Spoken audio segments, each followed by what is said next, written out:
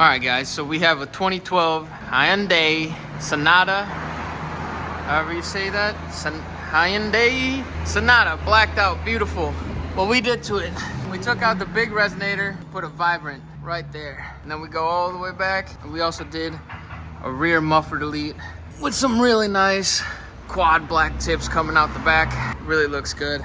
Looks a lot better than these factory would, whatever these things are. No good.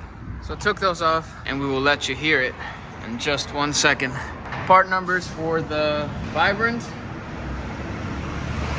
and also the black Tommy tips. It's one of these. But yeah guys, please remember to like, comment, subscribe, and we'll let you hear it in just a second.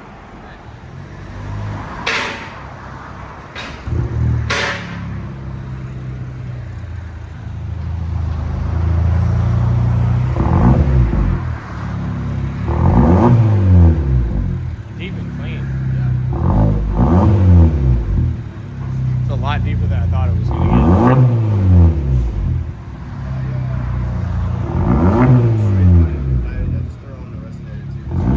Yeah, I was about to say to cut it back some. Yeah, without that vibrant in the middle,